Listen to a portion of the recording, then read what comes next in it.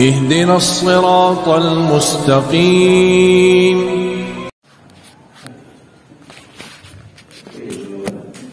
Assalamualaikum warahmatullahi wabarakatuh.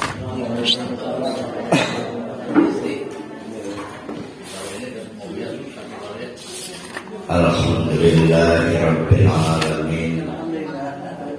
Nahmaduhu wa nasta'inuhu wa nastaghfiruh wa na'udzu billahi min syururi anfusina wa min sayyiati a'malina.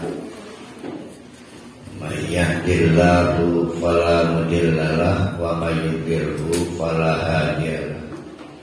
Asyhadu an la ilaha illallah wa asyhadu anna Muhammadan abduhu wa rasuluh la nabiyya ba'da. Ada dua kegembiraan hari ini. Yang pertama, kita bisa memulai kemarin hari pertama kajian khusus Ramadan. Yang paling susah itu memulainya. Setannya kan panglima-panglimanya. Ya, setannya kan dengan yang ditaleni setan jin. Sedangkan setan itu minal jinnati wan nas. Jadi tinggal setan manusia yang gentayangan. Rabi, anak, batu. Alhamdulillah kita bisa memulai. Dan kegembiraan kedua, memulai dengan pembahasan nama Allah. Karena dari situ kita lebih mudah kepada yang lainnya. Misal begini, di kepala bapak-bapak, ibu-ibu baik yang offline maupun online tergabung melalui aplikasi Zoom, itu pasti mengendap pikiran jumlah nama dan sifat Allah 99.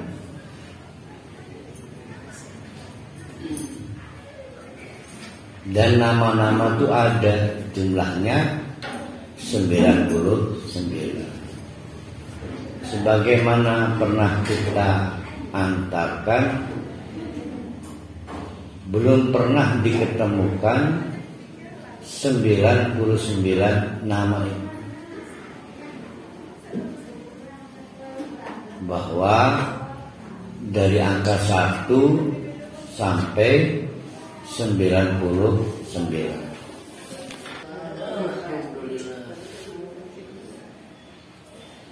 Walillahi asmaul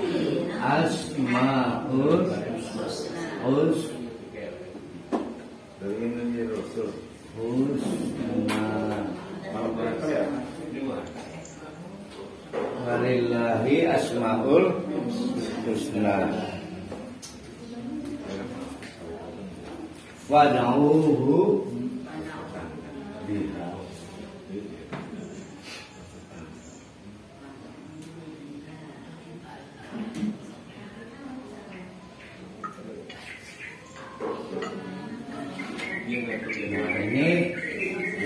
Ini di surat apa ini? Al-A'raf ayat 180 ya. Tuh, di Qur'annya tidak ada tulisan 99 jumlahnya. Walillahi, Allah itu punya asmaul husna, nama-nama terindah. Asmaul husna juga pas ya, dengan 99 ya. Asmaul husna juga ya. Iya, sama objeknya ini. Fad'uhu biha, maka panggillah Allah biha, dengan nama-nama yang Allah memperkenalkan dirinya. Berapa jumlahnya? Nah, tidak disebut. Sementara hadisnya kan begini. Ini Qur'annya ya. Ini hadisnya. An Abi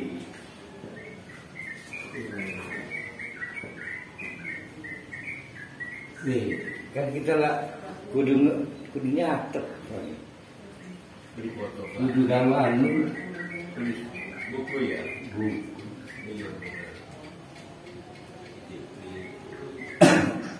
Sebab lamurnya ngantuk Ramadan. Insya Allah. Kan udah sahur.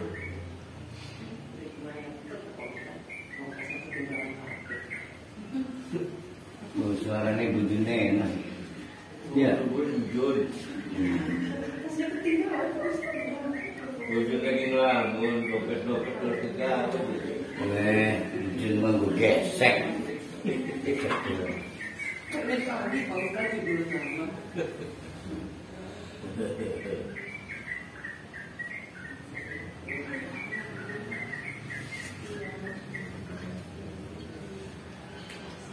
kan di hadis juga tidak disebut 99 termasuk Asmaul Husna.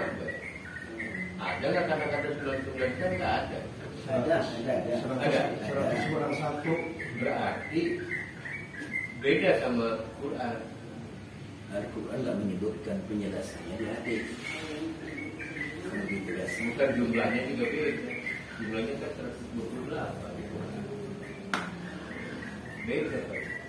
Nah, ini kata nabinya nih. Inna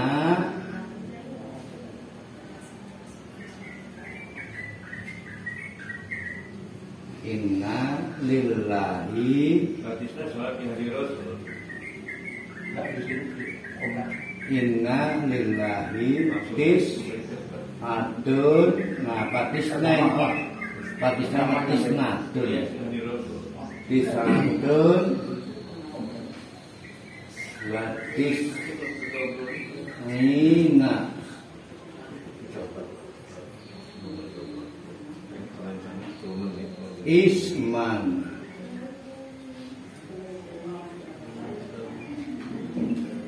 Isman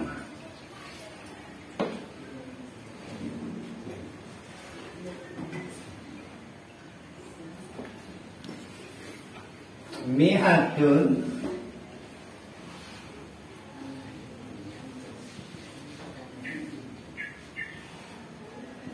illa wahidan.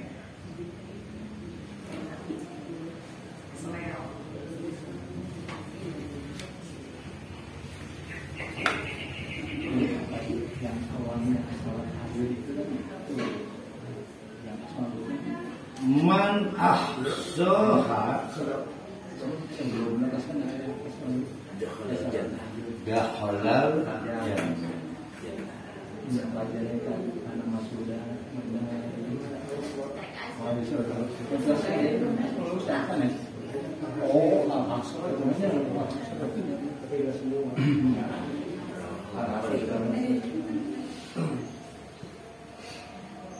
Nah, hadisnya ya.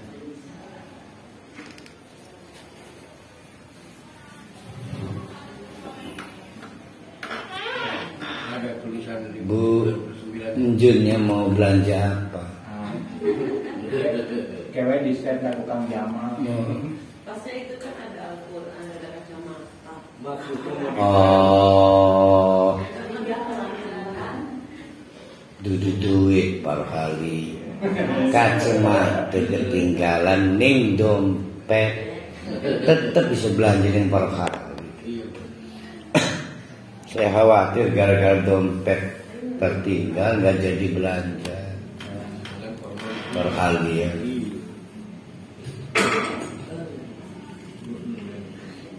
Jadi Allah memperkenalkan dirinya dengan nama-nama yang menurut Allah terindah.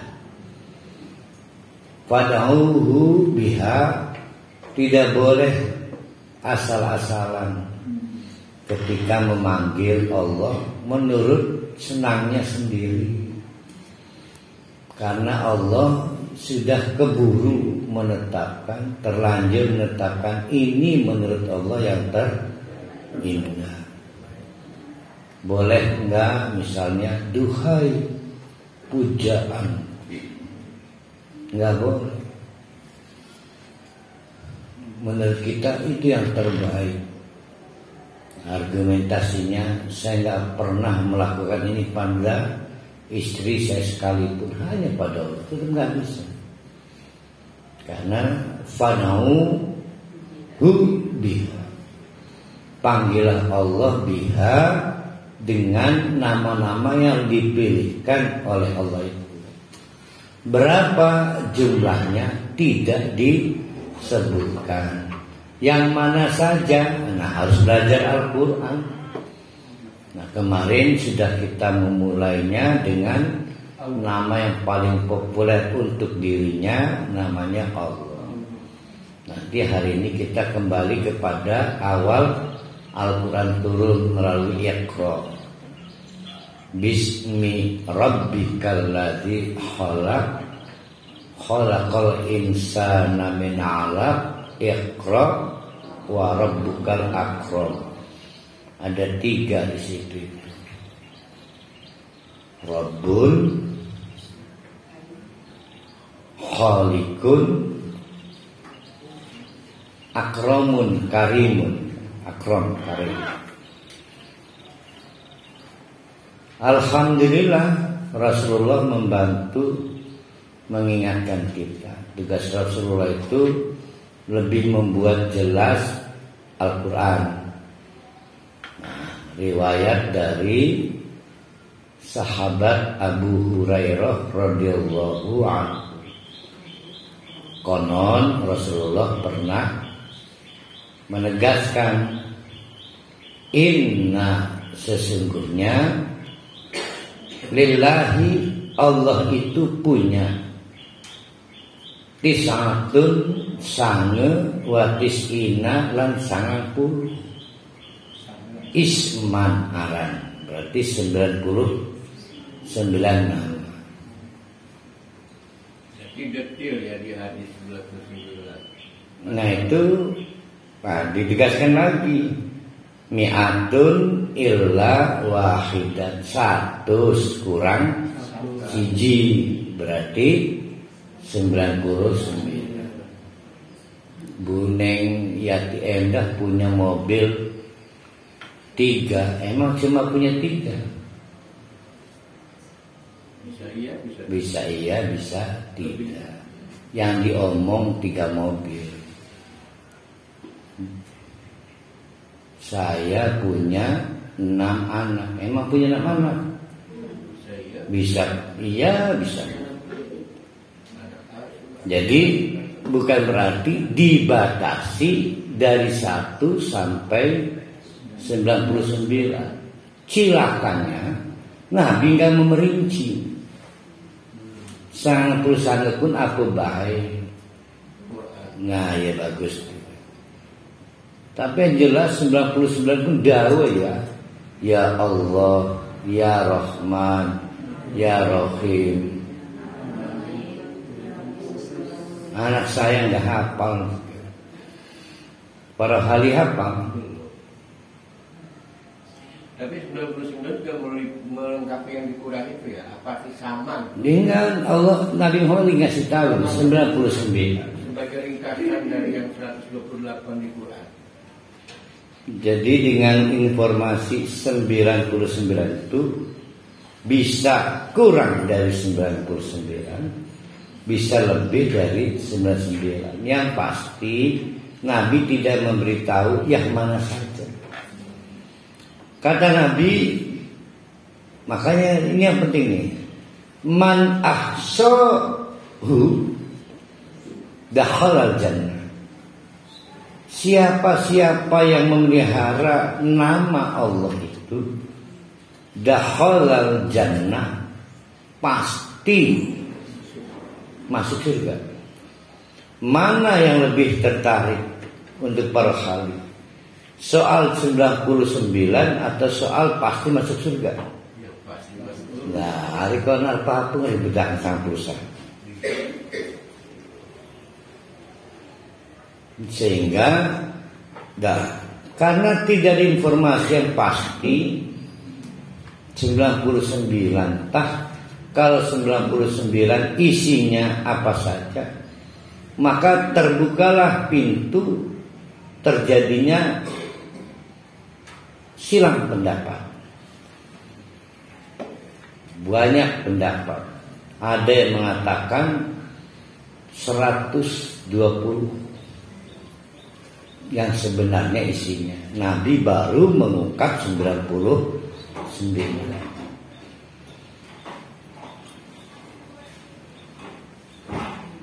Ada yang menghitung sampai 200. Kemarin berapa? 128 lebih. Yang disampaikan awal itu 128. Ya sampai 200-an lagi.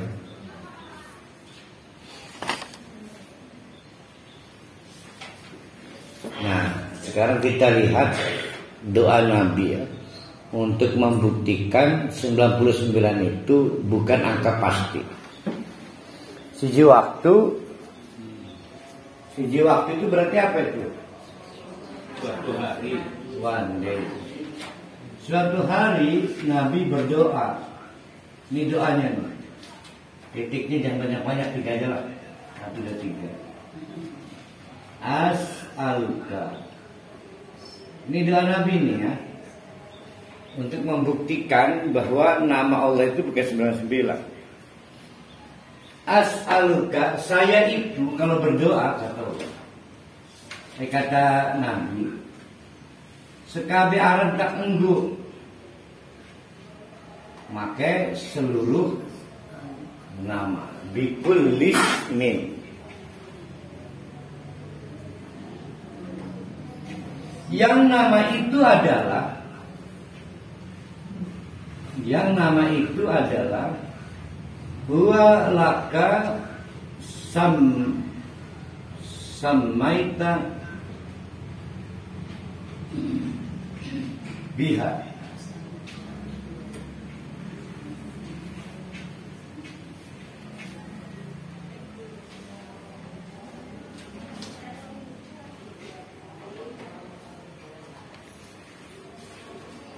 Ibu ya, Bu Rohya ya.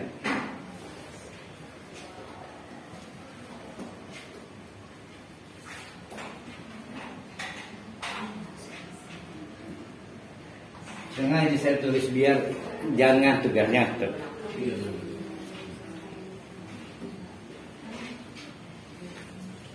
Kata Nabi, as'aluka, saya itu kalau lagi berdoa, as'al itu artinya al-mas'alah, ngejejaluk. Tidak setiap doa itu ngejejaluk. Salat itu pada dasarnya doa, karena sedang memanggil Allah, lalu Allah diajak ngobrol kan. Maka doa itu nama umumnya artinya call, memanggil. Hanya kita ini rewel ya, kurang, butuh aja. Manggil Allah itu pas butuh doang. Padahal doa yang artinya memanggil itu namanya al-mas'alah. Nah ini ceritanya Nabi lagi ngejejaluk.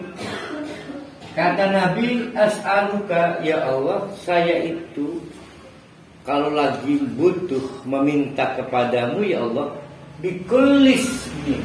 Semua nama Allah itu saya gunakan, semua. Berapa jumlahnya belum disebut. Yang nama itu laka samaita bihi nafsaka, pernah engkau gunakan untuk menyebut dirimu sendiri. Di mana nyebutnya? Di Al-Quran yang pasti. Nah, setelah diteliti kemarin 128 Allah menyebut dirinya di dalam Al-Quran. Enggak cukup itu kata Nabi, saking pengennya yang di Quran dipakai. Au 'allamtahu ahadan min khalqika, bahkan au alamta,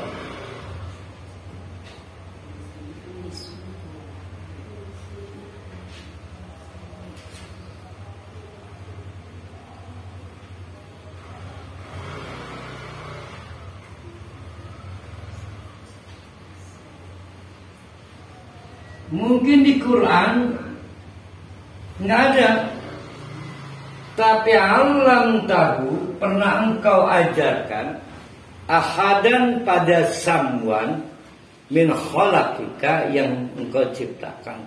Siapa yang langsung direct dari Allah itu? Allah ngajar siapa? Pasti Nabi Muhammad, tapi nggak masuk Quran, maksudnya hadis Qudsi dan sebagainya. Berarti di Quran 128 yang diajarkan Nabi banyak juga. Contoh, di Quran Asmaul Husna itu di ayat berapa itu? Al-Hasyr. Ada nggak di situ Al-Mutakallim? Nggak ada. Tapi Nabi pernah ngajarkan Al-Mutakallim. Makanya kan wujud gidamba kaum khalafatun lil hawadisi qiyamuhu bi nafsihi wahdaniyat qudrat iradat ilmu hayyan sama basar kalam enggak ada kan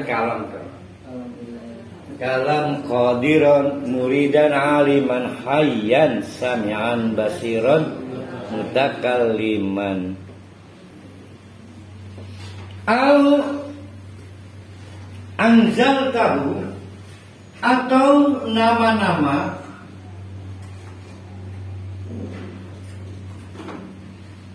yang pernah engkau turunkan fi kitabika.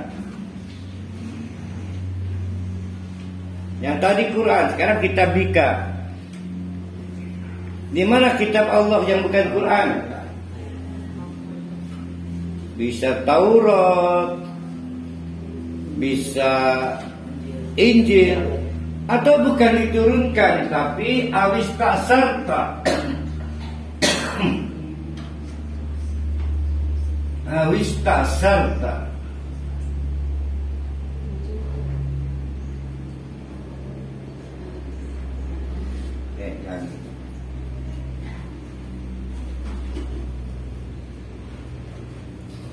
Pernah diasarkan, tapi bukan kitab suci. Namanya apa itu? Suhuf.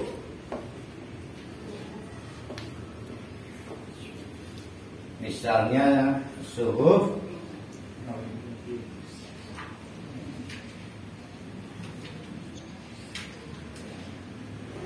Nah ini Nabi menceritakan betapa Nabi berhasratnya memanggil Allah, sehingga seluruh nama yang recommended tentang Allah digunakan.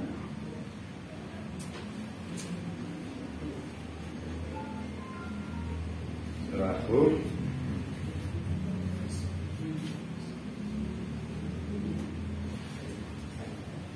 Jadi ada berapa sumber itu? Allah bisa dipanggil dengan nama yang dipilihkannya. Ada yang dari Quran, ada kitab-kitab suci sebelumnya, ada hadis atau dari asar-asar. Nah, Nabi tahu nggak yang ada di Taurat? Nggak tahu, atau belum tahu. Tahu yang ada di Zabur, Injil, mungkin belum tahu pada saat Nabi ngomong Inna lillahi tis'un wa tis'ina isman. Jadi Nabi baru ngomong sejauh ini yang saya ketahui baru 99 nama. Di belakang itu 3 hadis muncul. 3 hadis muncul. Doib semuanya. Mencocok-cocokkan, mengaku 99 nama itu ini dan itu. Nah karena disepakati hadis itu doib, maka terjemahan tentang 99 itu tidak pernah ada yang sifatnya hadis. Ada juga pendapat ulama. Jadi kalau begitu yang mana yang 99 itu nggak ada. Boleh 128, boleh berapapun.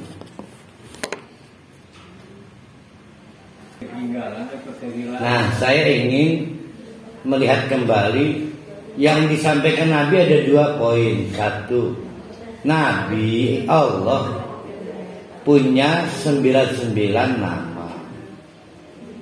Siap, itu poin 1. Poin 2, man ahsahu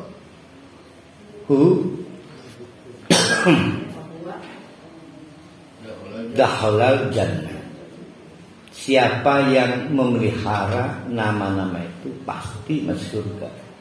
Mana yang lebih tertarik? Poin 1 apa poin 2? Poin 2. Jadi kita lebih getol pada surga. Peduli amat ya. Wong jangankan 99, 1 aja udah girang. Maksudnya memelihara itu apa? Nah, itu bagus diperhatikan. Maka terjadi pemeringkatan yang masuk ahsa. Jadi mana ahsanya itu, mana tadi ahsanya? Itu mat ahsa. Ya.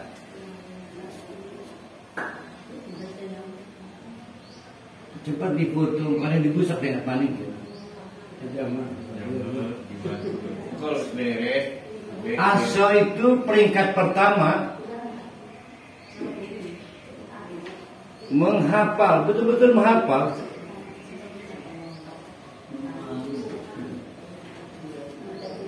Hafal enggak? Sekurang-kurangnya 99 nama.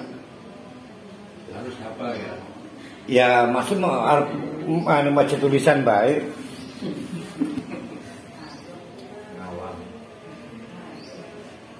Para ahli hafal namanya, nama kabinet Indonesia.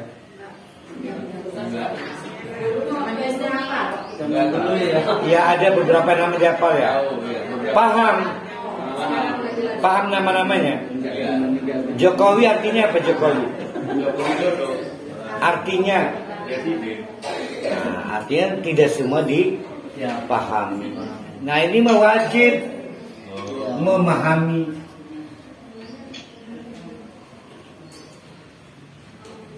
Sehingga orang yang hafal Asmaul Husna itu good, tapi menjadi tidak berarti ketika tidak paham. Dia harus paham.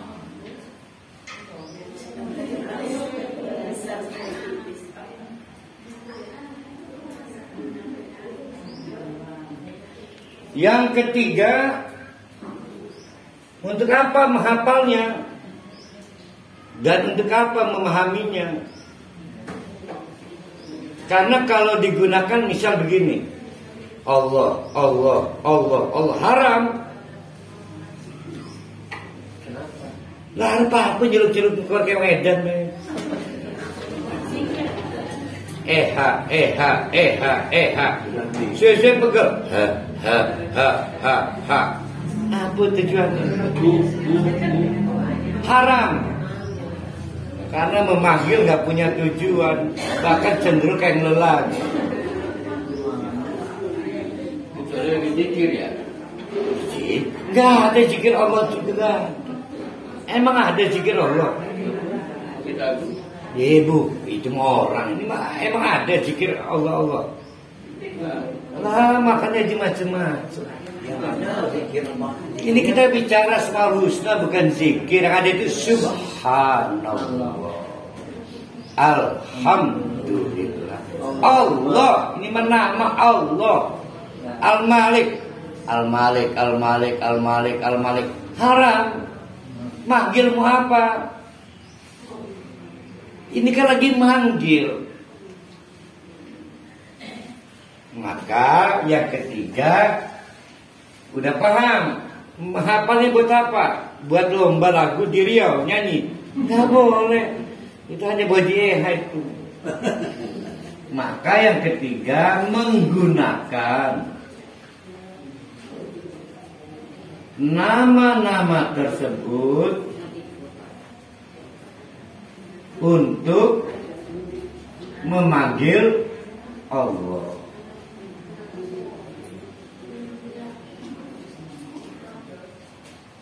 Dalam beribadah. Ibadahnya apa? Doa, sholat. Jadi kalau seperti ngerafal itu kayak jimat. Al-Jabar nggak boleh. Iya, nggak boleh. Itu namanya jimat namanya. Gitu kan? Baca disebutkan itu benar dikit. Ya itu yang tadi makanya. Jadi sama dengan manar. Kapan datang boleh. Tapi kalau diulang-ulang juga ya, bukan ngeranyam kan nggak boleh. Kalau ada ini poster yang baca Quran suka Allah gitu apa tuh? Kalau dibaca Quran terus misalnya di ayat suka Allah gitu apa tuh? Itu gimana tuh prakteknya tuh? Maksudnya pendengar Oh saking kagum. Allah. Iya. Allah gitu. Ada sing Allah, ada sing Allah. Nah itu tuh diantara saya nggak seneng tuh nama Allah dipakai-pakai.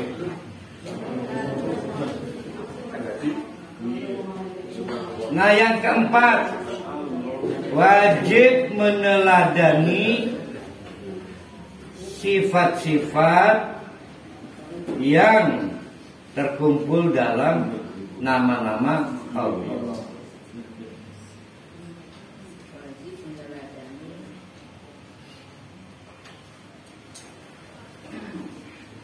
Jadi kajian kita sejak kemarin punya dampak merepotkan. Seberapa banyak kenal nama-nama Allah, sebanyak itu wajib meneladani sifat-sifat yang terkumpul dalam nama-nama Allah. Bikin repot. Jadi sasarannya wajib meneladani pun ya. Iya, jadi kalau sudah hafal, maka hafalan itu tidak ada gunanya kalau tidak memahami. Tetapi memahami nama-nama Allah juga apa artinya kalau tidak pernah digunakan untuk memanggil Allah dalam beribadah. Dan itu pun gak ada artinya kalau kita tidak menyesuaikan diri. Allah memperkenalkan dirinya apa? Al-Ghafur, Ar-Rahman, namanya meneladani. Nah, empat-empatnya yang disebut dakhalal jannah. Sehingga dapat dipatahkan. Jangan mentah-mentah hafal Asmaul Husna, lenggang kangkung buat tiket masuk surga, kemurahan surga. Karena anak-anak kecil hafal, penyanyi gampang.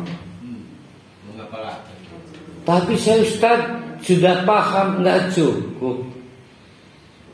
Ustaz saya juga alhamdulillah saya pakai itu semua nama itu, sehingga saya pakai screen layar, pakai fokus, saya berdoa ke layar. Tapi ternyata dia berdoa, ya Allah Al-Jabbar, mudah-mudahan kepala dinas memberikan rekomendasi pada saya untuk berusaha. Tapi dirinya adalah orang yang memang tidak belas asih. Dia berharap Allah itu Al-Jabbar, tapi dia tidak meneladani Allah. Kejam pada anak buah. Nah, Allahnya Al-Ghafur, sehingga nabrak gitu. Allah itu hanya mau melayani hamba-hambanya yang menyesuaikan diri. Barulah dakhalal jannah.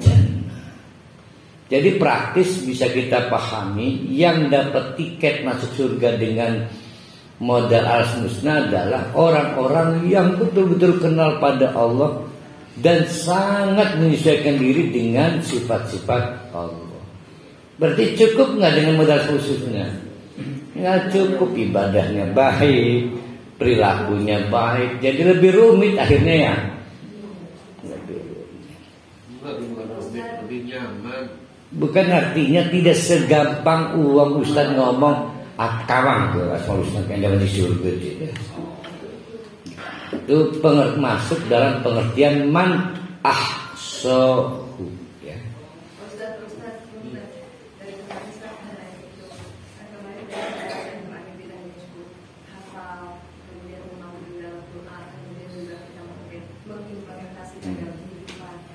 Saya masih mungkin saya kurang ingat bagaimana cara meneladani sifat Allah untuk manusia sementara Allah sebagai Khalik, kita sebagai makhluk gitu ya, ada keterbatasan kita bahwa kalau Allah itu tidak usah kita meminta kan, karena kan manusia bisa gitu Ustaz.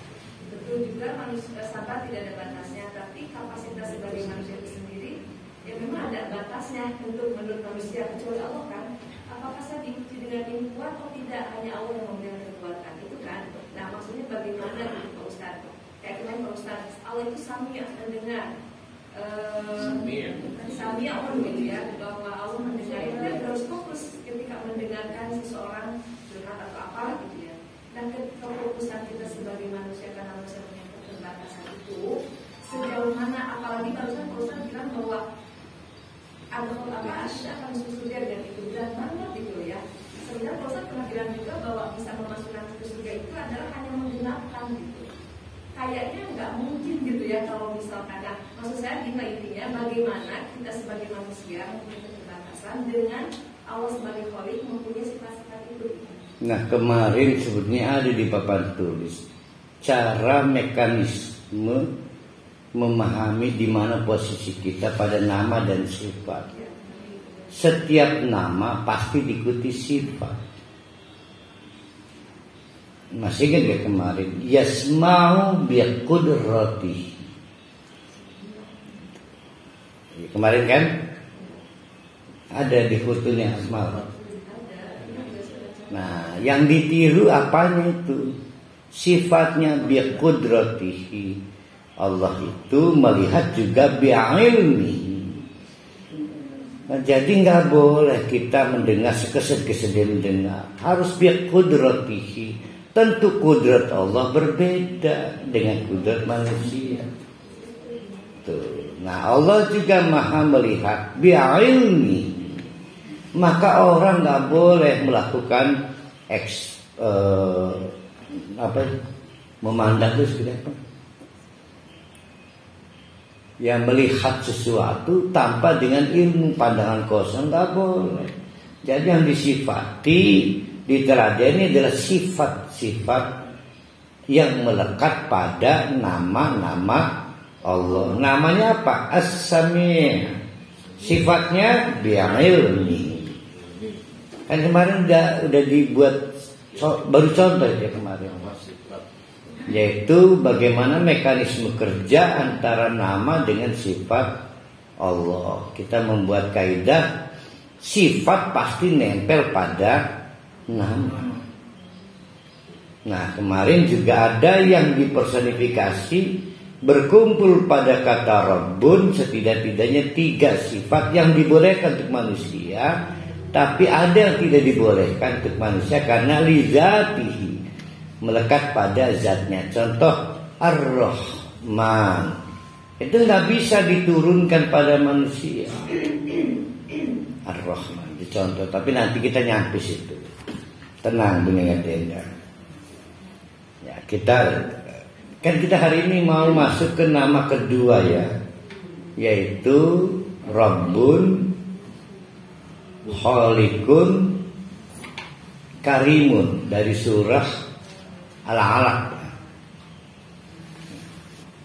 Saya mau melengkapi yang kemarin dengan mengobati rasa penasaran para halirin.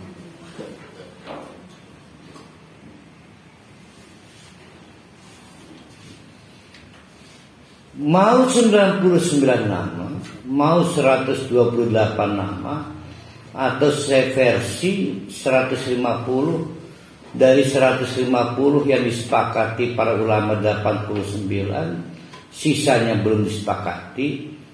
Tetap saja nama-nama terindah milik Allah itu diklasifikasikan menjadi 4 bagian. Saya dikte apa saya tulis nih? Wah, entah siapa tulis ini.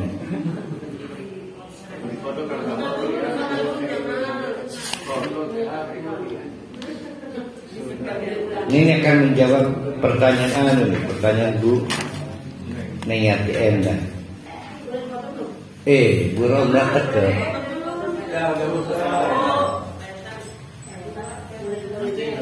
Bu Bu Al-Azhar kan? Bu Al-Azhar. Bu Asliha. Alhamdulillah.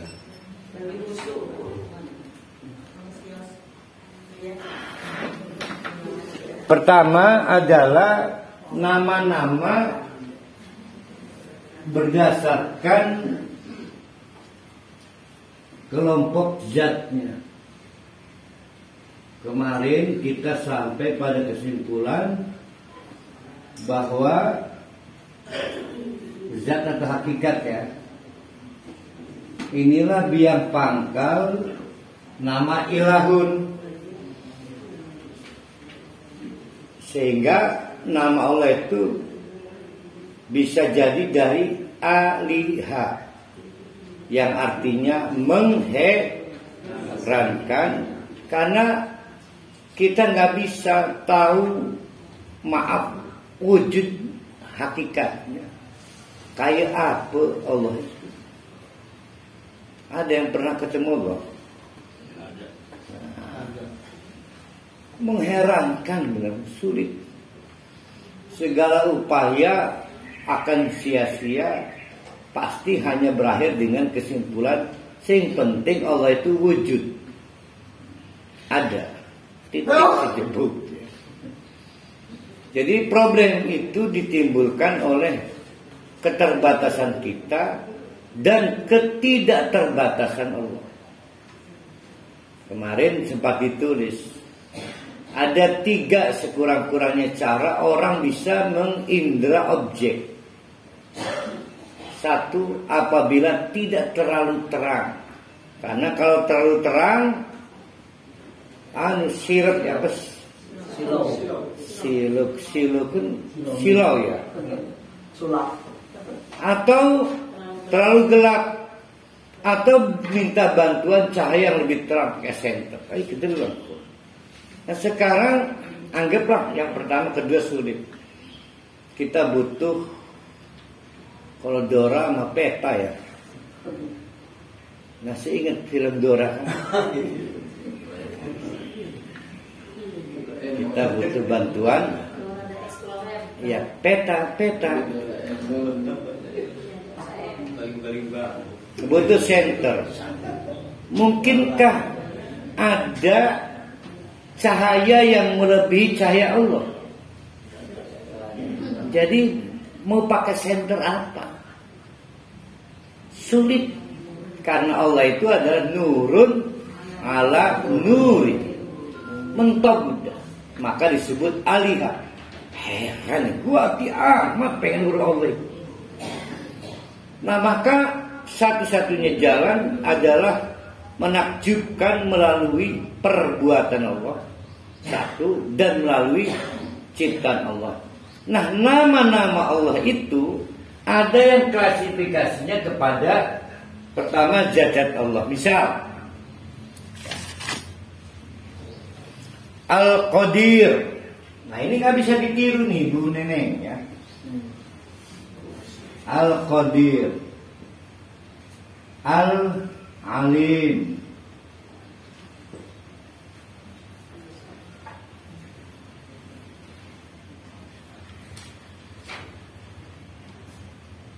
As-Sami'. Ini namanya yang bisa ditiru ya. Al-Basir,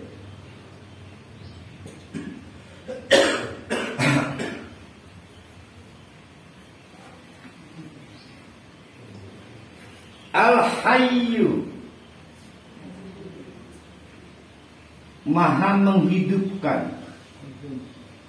Al-Qawiyyu, Maha kuat dan menguatkan. Senajan Pak Jokowi juga nggak bisa dibandingkan. Nah, terakhir Al-Aziz. Saking berhati-hatinya, saking ini ya, maaf, masih perlu diperdebatkan bolehnya menggunakan kata Abdul Qadir pada saat memberi nama anak. Masih diperdebatkan, saking hati-hatinya, saking ini melekat pada zat ini. Oh, haram kalau pakai Qadir, haram. Al-Qadir pakai alif. Nggak boleh. Tapi pakai Abdul Qadir juga mang. Ya enggak. Kepantasannya jauh. Namun faktanya ada Umar bin Abdul Aziz. Nah ini langsung melekat pada zat. Al-Qadir yang apa? Merencanakan, yang maha mengetahui, yang maha mendengar, yang maha melihat. Udah berapa nih nama Allahnya ini? Yang maha hidup dan menghidupkan. Hidup dan menghidupkan.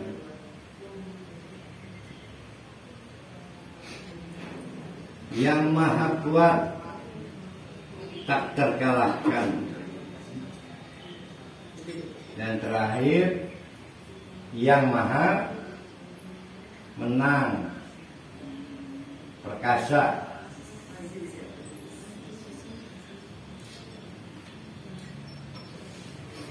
Ada berapa ini kan? 1, 2, 3, 4, 5, 6, 7. Kurang berapa per hari 99 itu? Kurang 92, kemarin 1 dan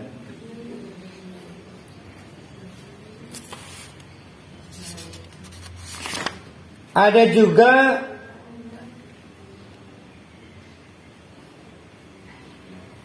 yang nama-nama yang merujuk pada kelompok fi'liyah.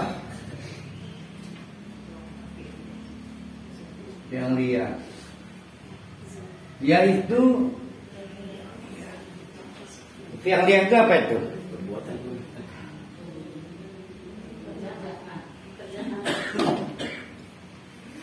Yaitu sifat-sifat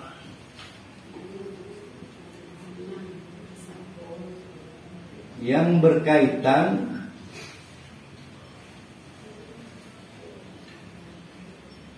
dengan bila Allah berkehendak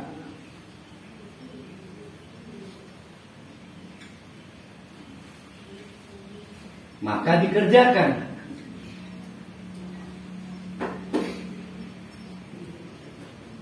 Sebaliknya, bila Allah tidak berkehendak,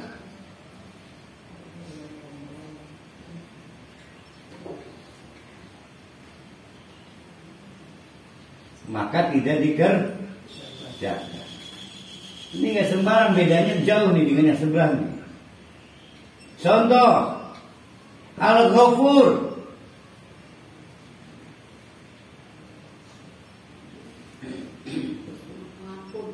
Allah itu maha pengampun, tapi mengampuni hambanya kalau dia mau. Kalau enggak ya enggak. Emangnya Allah kan maha pengampun, masa enggak ngampuni saya? Emang siapa lu kan? Yang kedua al-afu.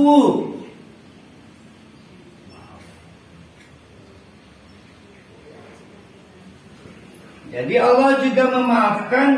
Allah itu maha pemaaf. Tapi kalau Allah mau, kalau nggak mau, apakah Allah bakal jadi pemaaf? Pemaaf. Yang jadi masalah objek atau makhluk yang dimaafkan nggak pantas dimaafkan. Allah mah pantas. Sedangkan yang kelompok zat nggak bisa. Allah lagi qadir nggak? Allah mah tetap qadir. Jadi zat itu melekat bukan karena berkehendak atau tidak berkehendak. Di sini misalnya Al-Hayyu. Ini tanggal berapa ini ya? Allah lagi Al-Hayyu enggak ya? Oh itu gawat itu. Anytime Allah itu Al-Hayyu. Paham enggak bedanya nih? Paham ya. Sehingga contoh-contohnya ada Al-Ghafur, ada Al-Afu, apalagi? At-Tawwab.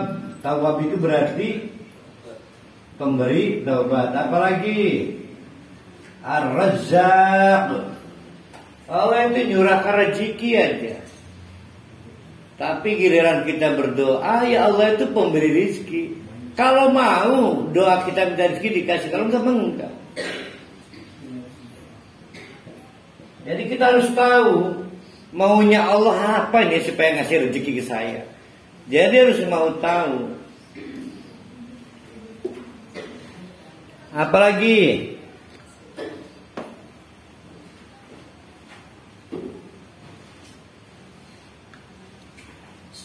Ar-Rahim.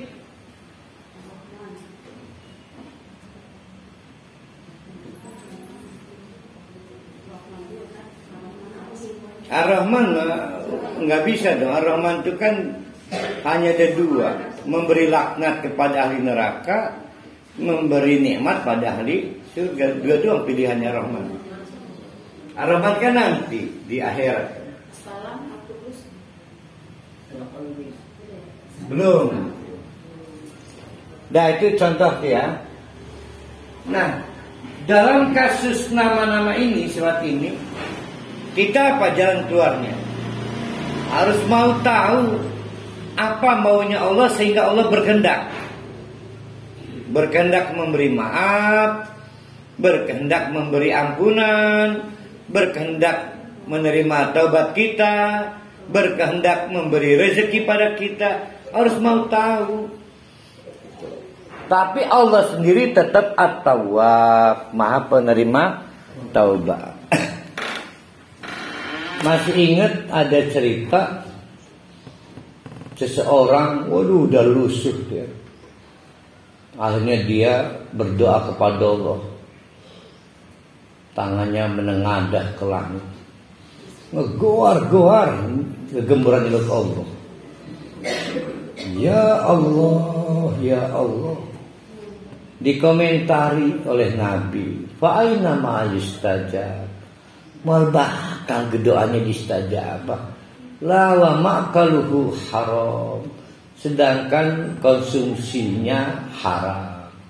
Wa masrabuhu haram. Sing diinum haram. Jadi seguar ngeguar-guar itu tetap bahaya.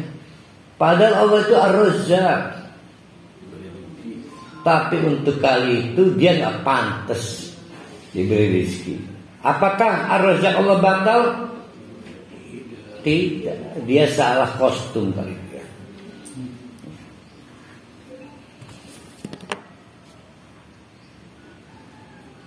Yang ketiga, nama-nama Allah yang berkaitan dengan tidak boleh kesucian Allah. Kelompok kesucian.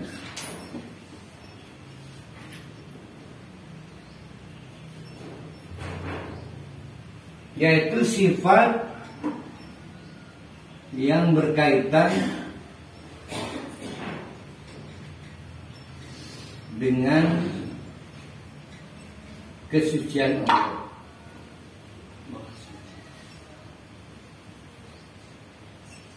seperti Al-Quddus. Apalagi pun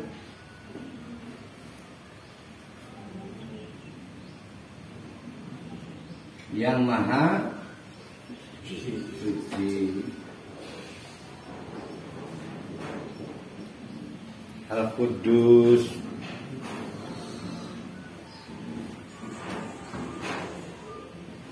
As-Subuh. Apa subuh itu? Sama dengan Subhanallah kan? Yang maha suci juga, tapi kalau suci bersih ini suci tidak ada cacat. Suci dari cacat. Ini suci dari kotoran. Terus Assalam.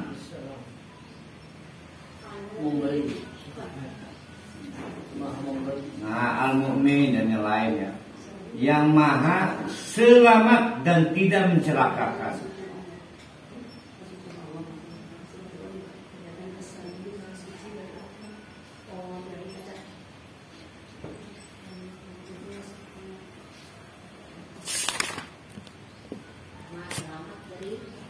Dan tidak mencelakakan.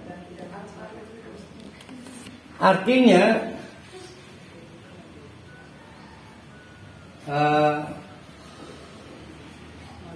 kapan kita gunakan kata Al-Quddus? Ya enggak boleh Kudus ya.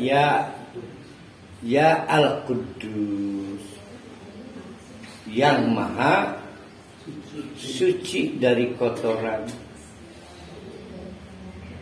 Berarti lagi berdoa tentang betapa kotornya diri ini. Nah, apalagi itu. Itu nanti mufidah, namanya doa yang nempel pada jumlah mufidah. Ini kan kita mendayagunakan untuk memanggil. Jadi ketika untuk memanggil, jangan nggak tepat. Ngomong lagi jengkel pada pejabat. Ya Allah, yang Al-Quddus, berilah hukuman pada pejabat. Nggak nyambung. Yang terakhir adalah kelompok kesempurnaan.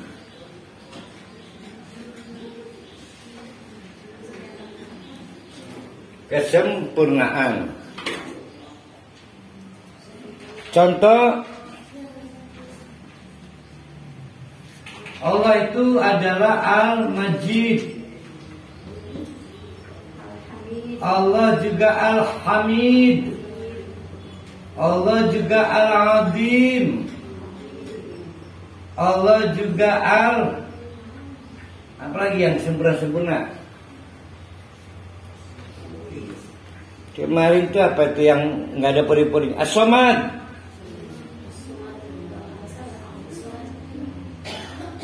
As-Samad, sempurna. Yang memukau sehingga menjadi pusat perhatian. Nah, dari pengklasifikasian menjadi 4 klasifikasi, masih perlu bicara berapa jumlahnya. Enggak, jadi kita enggak memerlukan pir-pir kudu sana tuh pir ini. Ini enggak penting. Ini sudah kita dibantu mau pakai yang mana, kebutuhan al-maslahnya apa, al-masalahnya apa. Kapan kita mendayagunakan nama-nama dan sifat berkaitan dengan hakikat zat, kapan yang berkaitan dengan if'al, pilihan kehendak perbuatan, kapan yang berkaitan dengan kesucian Allah, dan kapan yang berkaitan dengan kesempurnaan. Nah, marilah kita meneruskan kajian kita pagi ini, mudah-mudahan cukup waktunya. Kita masuk ke bagian kedua, yaitu mengambil dari ayat pertama yang turun kepada Nabi Muhammad. Karena memang sampai ya ayyuhal mudassir kemarin ya, Allah itu belum memperkenalkan diri sebagai Allah. Kemarin yang ditulis di papan tulisnya, dari Iqra bismi rabbikal ladzi khalaq khalaqal insana min 'alaq Iqra wa rabbukal akram. Itu belum ada di situ nama Allah. Kedua turun nun wal qalami wa ma turun. Terus ma anta bi ni'mati rabbika. Enggak ada nama Allahnya. Malah di situ diperkenalkan Rabbuk.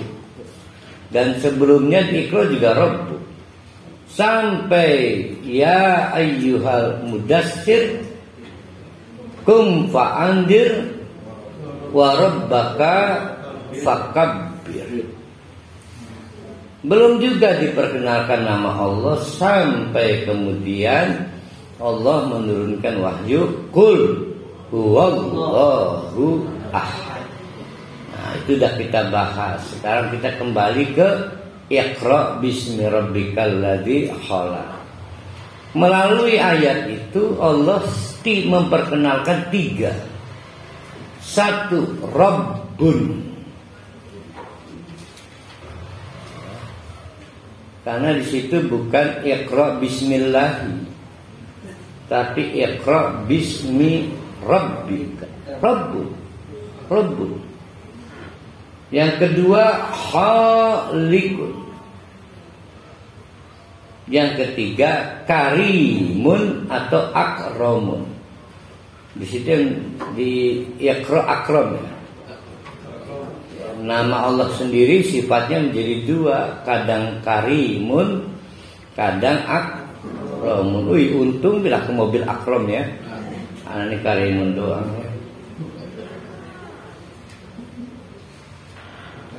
Ini telah kita. Ya untunglah Karimun doang ya.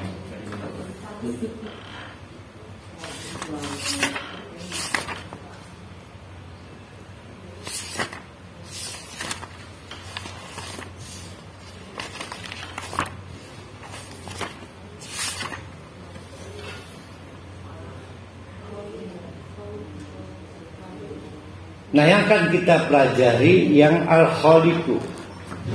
Besok baru yang sisanya ya.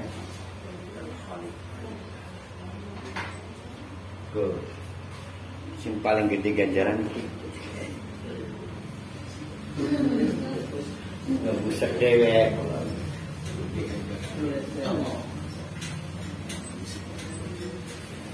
Tapi katanya Ren cuma ngap. Busekan ini bagus ya. Dia langsung hilang. Atau masalah tinta ini berarti ya? Ini refillnya segini kan. Kayak ini KW berarti. Ada 2 pilihan. Yang pertama Al-Khaliqu. Yang kedua Al-Khallaqu. Sama nih ya. Kalau Al-Khaliqu the creator, berarti sang yang maha menciptakan.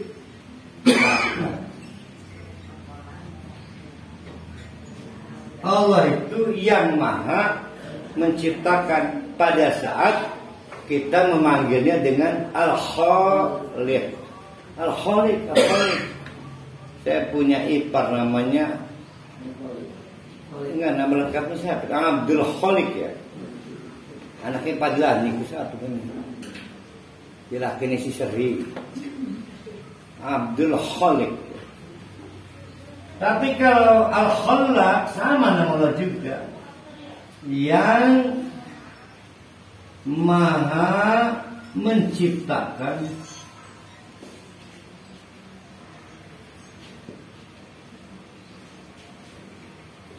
dan menciptakan lagi. Atau berarti itu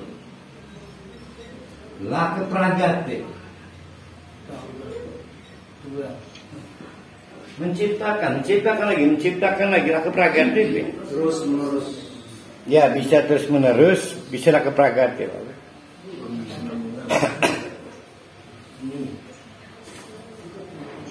Nah sekarang mari kita pakai konsep yang kemarin. Kan sebetulnya teknik kita, semua nama dan sifat Allah diukur dari satu asal, yaitu Allahu Ahad. Kan alat pengetesnya ini kan, kemarin kan begitu rencana konsep kita.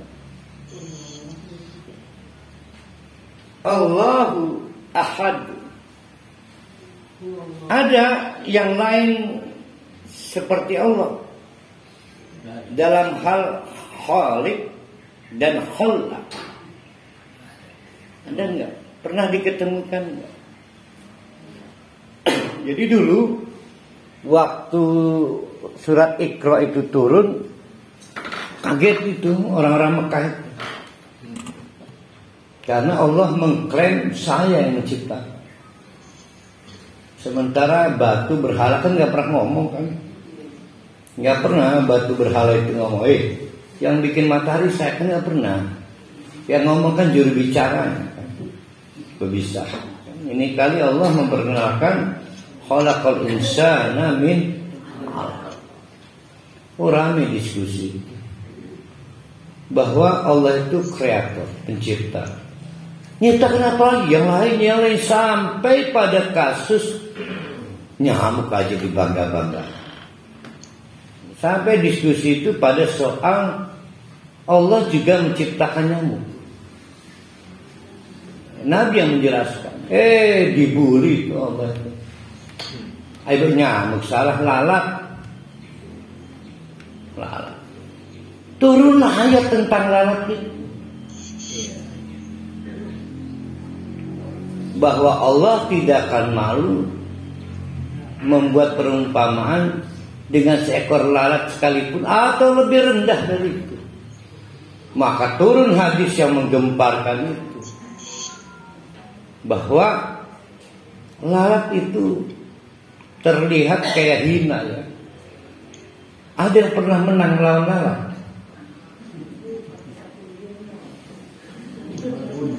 Pernah Pak Haji Rusdi memenangkan pertarungan duel antara Rusdi dengan lalat.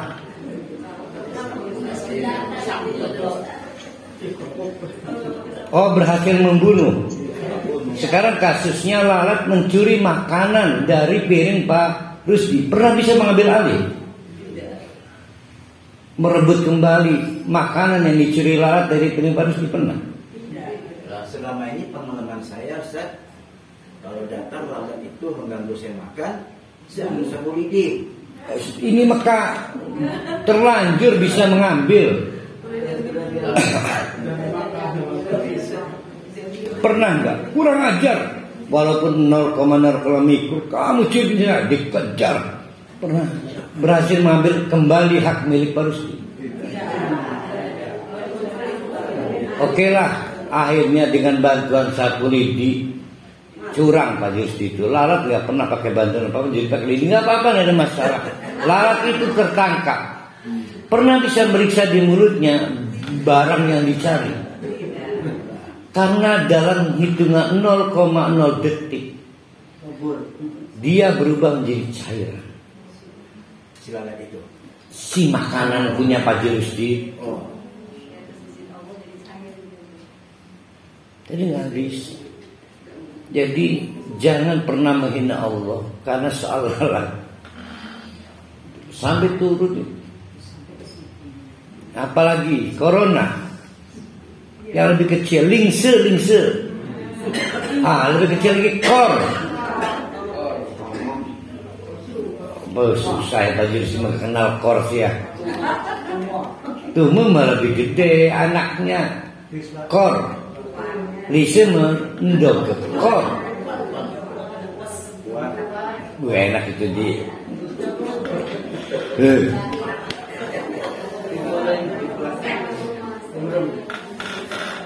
Jadi anak kita bunyi nggak mama? Bunyi nih di mulut mama nih. Ustaz.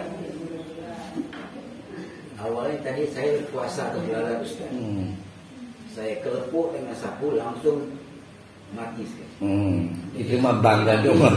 Tapi setelah Ustaz menjabarkan tadi sampai kepada yang diambil oleh lalat itu bisa nggak kita ambil lagi? Nggak bisa. Makanya baru saya sadar rupanya kita ini lemah betul. Oh, lemah. Dengan lalat aja kita nggak mampu mengendalikan dia. Darah Pak Haji Rusdian dicuri nyamuk pernah bisa diambil alih? Nggak bisa Ustaz, nggak bisa. Nah, itu nyamuk. Itu baru sadar saya. Baru sadar saya. Nah, itu namanya aliha, mengagumkan. Mengagumkan. Ciptaan Allah tadi perbuatan Allah. Ini ciptaan Allah. Nah, yang kita bahas sekarang betapa mengagumkannya Allah sebagai Al-Khaliqu, dan anehnya mengherankannya laku pragati. Mari kita lihat ayat-ayatnya. Ini saya baru sadar nih. Jadi sekurang-kurangnya ada 3 makna secara bahasa kenapa Allah disebut Al-Khaliq, Sang Pencipta. Yang pertama adalah menurut keimannya. Ini punya siapa ini? Oh, ini belum dibusak ya. Lain aja di sini nih. Pertama, ijadu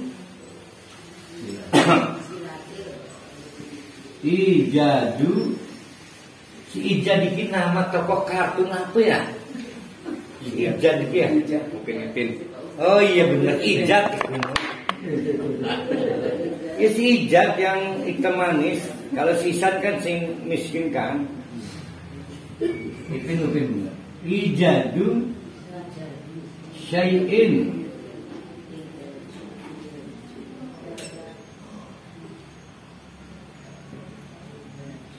ba'da adam.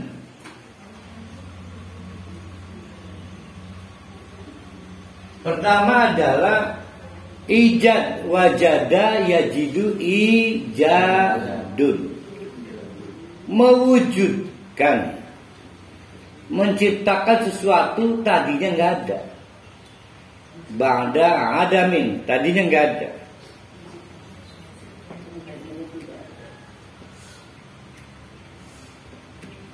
Misal ayat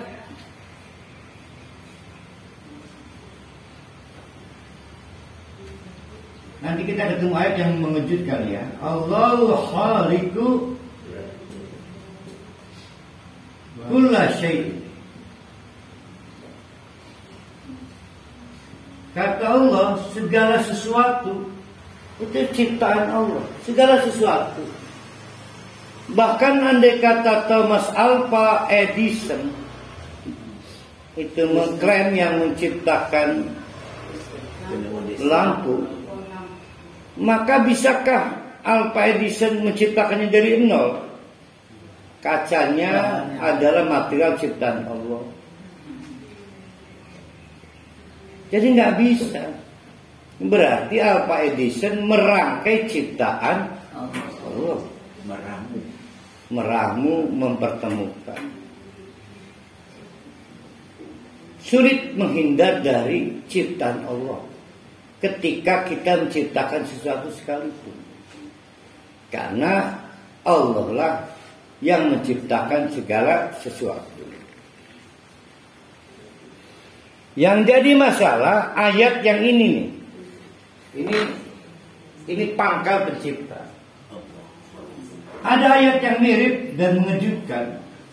Wallahu, dan adapun Allah itu khaliqu, ya khalaqakum. Allah adalah yang bikin kamu semua, menciptakan kita. Tidak selesai di situ, wa ma ta'malun.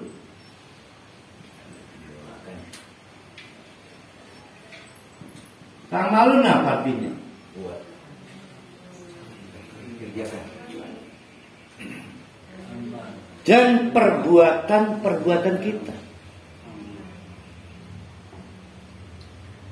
Nih hari ini Pak Tata datang ngaji, itu perbuatan Allah.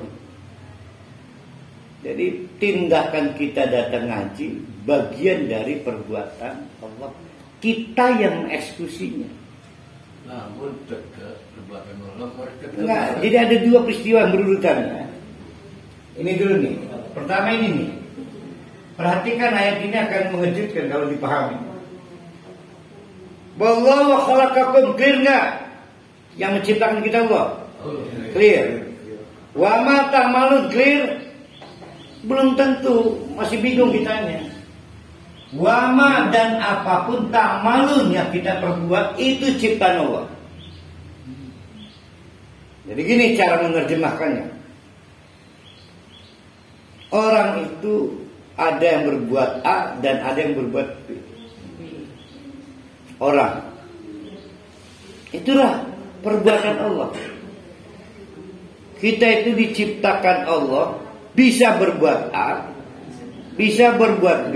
Bahkan tadi pagi jam 5 masing-masing diberi jalan oleh Allah, mau datang mengaji dan tidak datang mengaji. Yang mengeksekusi siapa? Kita. Ada yang datang mengaji, ada yang gagal datang mengaji. Eksekutor itu bukan pencipta. Penciptanya tetap Allah, kita cuma eksekutor.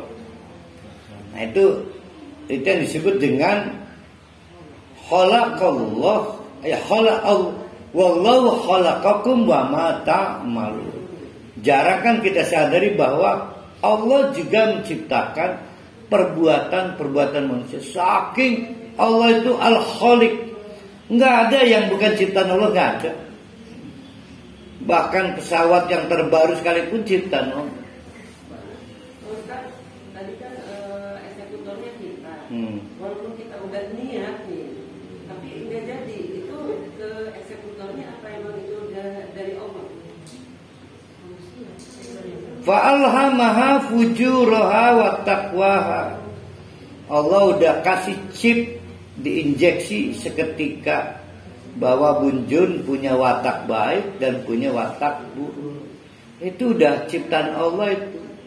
Tadi pagi dieksekusi oleh Bunjun datang mengaji. Maka yang dapat pahala Allah apa Bunjun? Bunjun, karena eksekutornya Bunjun.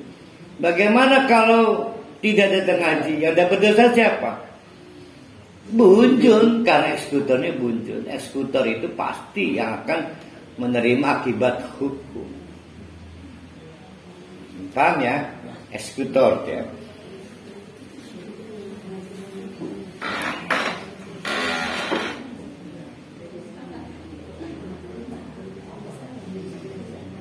Termasuk pengertian mencipta adalah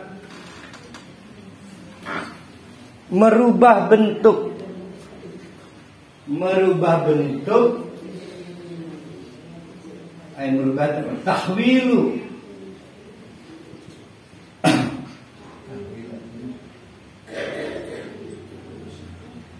Ya, tahwilu syai'i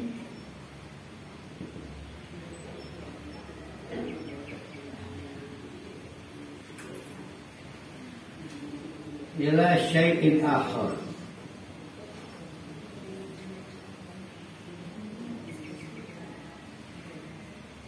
Dulu ada Nabi Isa. Dielulukan oleh penggemarnya, followernya karena sukses memperlihatkan mukjizat dari Allah. Tanah liat diserupakan menjadi burung. Nah, maka diabadikan dalam Al-Quran. Kata Nabi Isa, jangan lebay, saya bukan Tuhan. Ani akhluku, yang saya lakukan adalah akhluku, ahlu. Nah, kalau di tafsir Jalalain artinya bukan mencipta. Saya merubah. Ya, tidak semua kata ahluku artinya mencipta. Jangan lebay. Takut juga Nabi Isa itu kebablasan responnya kan, memukau kan. Maka buru-buru Nabi Isa diabadikan Al-Quran, Ani akhluqu lakum at-tayra. Yang saya lakukan bukan seperti yang kamu maksud. Mencipta, saya ahwilu. Saya merubah dari sesuatu ke bentuk sesuatu yang lain, yaitu at-tayr, burung. Kan gitu kalimatnya kan ya. Di surat apa caranya? Apa ya?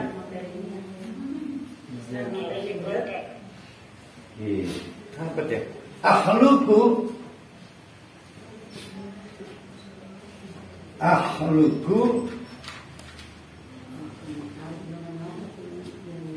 lakum anni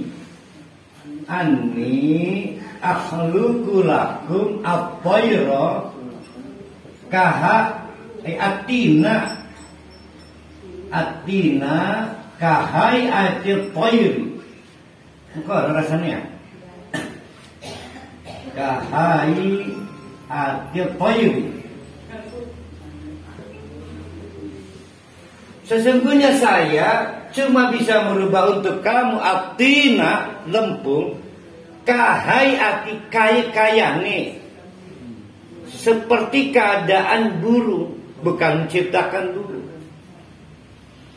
Jadi lempung dirubah jadi kaya burung. Jadi menciptakan apa merubah bentuk? Merubah lempung. Sayang wong kejabat nur bisa karena bisa. Lemah nih kan gawe manduk-mandukan mati bae. Urip-urip wong kejabat. Surat 49. Ya benar ayatnya begitu Pak. Ai akhluqu lakum minat tayr. Minatin. Hakit tayr. Nah, alhamdulillah. Hati ini masih waras takitan kan. Ali Imran surat 3 49. Nah itu kelemahan saya, nggak tahu nama surat itu, ingat pikir saya.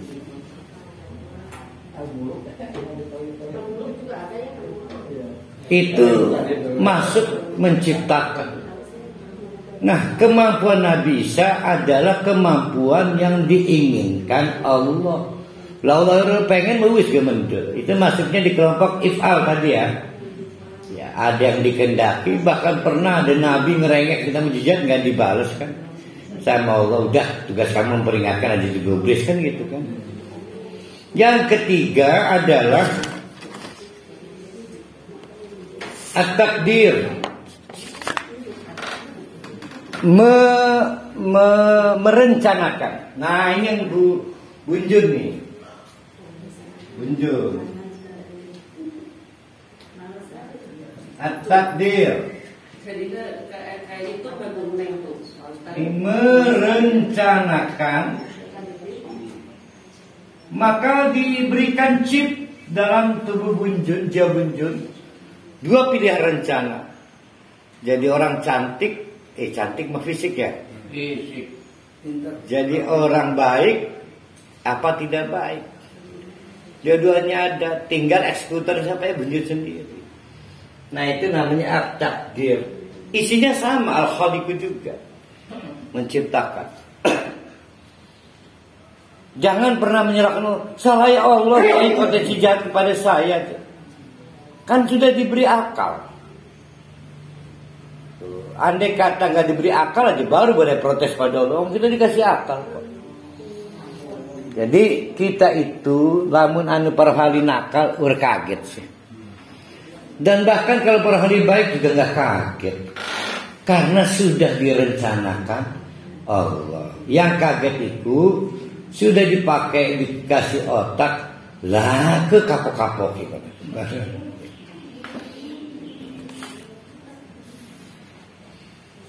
Sekarang udah tahu bahwa Allah itu menciptakan segala sesuatu.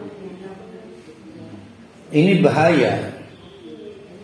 Dasar beribadah adalah tahu siapa yang menciptakan sesuatu. Dasar beribadah. Maka orang-orang musyrik ditantang oleh Allah, di mana otak kamu?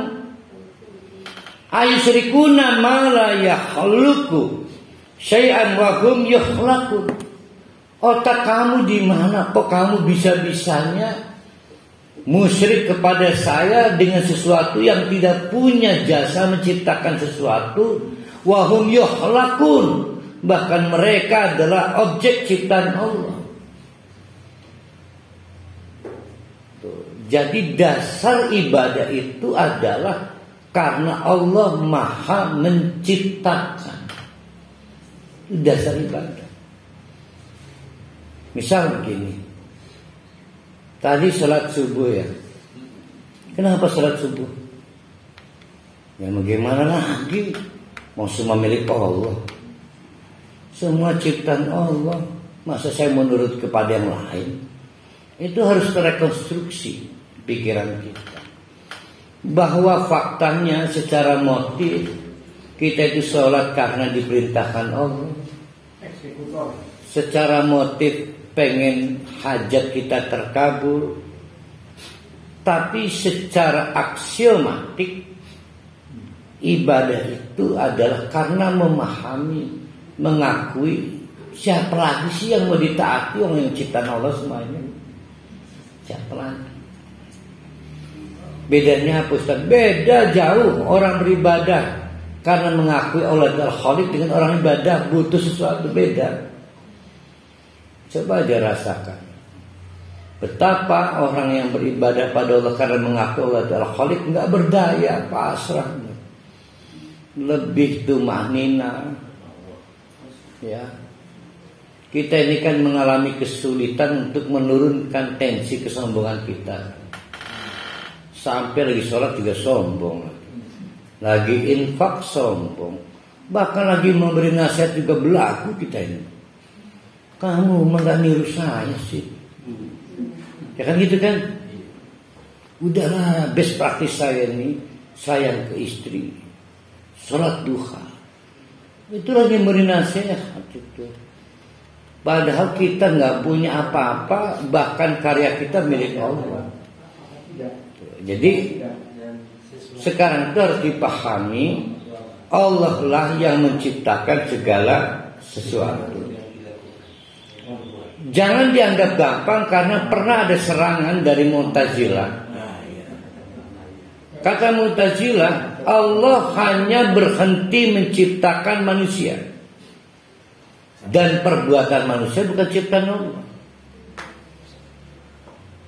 Suka-suka maka tidak dapat dituntut. Wah, itu bahaya. Kenapa kita dituntut bertanggung jawab? Karena kita eksekutor. Mukallaf itu eksekutor, mukallaf. Nah, karena terlalu jauh materi tinggalin ulang, saya hanya mengatakan ini nggak persoalan sederhana. Mengakui bahwa Allah adalah Ahadun, satu-satunya yang menciptakan dan terus menciptakan, tidak ada hentinya. Hanya Allah. Selanjutnya dari situ dasar ibadah kita karena pengakuan Allah lah yang menciptakan segala sesuatu. Kalau kemarin apa kemarin? Haram ada amal ibadah yang diperintahkan yang tidak kita ketahui siapa merintah. Kemarin kan? Emang yang merintah siapa? Katanya si Allah kenal, enggak, maka haram. Di situ lahir bid'ah. Nah sekarang kita masuk konsep, kan kita frame-nya nggak berubah nih, dari kelolahan Allahu Ahad, satu-satunya yang kayak begitu cuma Allah menciptakan segala sesuatu, bahkan sampai perbuatan kita juga ciptaan Allah. Kita cuma eksekutor. Allah tahu kenapa kita melakukan kejahatan, dan Allah tahu kenapa kita melakukan kebaikan. Karena bentuk perbuatannya ciptaan Allah, bentuk perbuatan. Nah, ya. Dari situlah maka Allah memberikan akal ciptaan Allah itu, maka kita menjadi mukallaf. Karena mukallaf kita berhak dapat pahala karena kebaikan yang kita pilih, kita eksekusi, dan mendapatkan dosa karena kejahatan yang kita eksekusi. Dua-duanya adalah perbuatan yang pernah diciptakan Allah. Nah, Mu'tazilah menolak konsep itu. Allah mah cuma gawe kita. Saya mau menipu dan saya mau berkata jujur, itu adalah asli kreasi manusia. Wah, itu kalau diteruskan bahaya. Berarti ada ciptaan Allah yang tidak terkontrol Allah. Bahaya itu. Nanti di padang hisab kita bisa adu debat dengan malaikat. Saya hanya mau ditagih bertanggung jawab atas apa-apa yang punya Allah. Saya tidak mau ditagih. Saya berdusta bukan ciptaan Allah. Itu bahaya. Semua yang ditagih itu karena ciptaan Allah. Contoh, mata ditagih. Kenapa mata ditagih? Karena ciptaan Allah. Tugas mata adalah melihat hal-hal yang baik. Setiap kali bentuk-bentuk pelanggaran menggunakan mata untuk tidak yang baik, maka ditagih. Termasuk perbuatan-perbuatan kita. Jadi pernah minjam sepeda orang Karoli, ditagih. Karena sepeda punya orang. Nah, itu yang harus kita pahami. Ibadah itu karena pengakuan kita diciptakan Allah.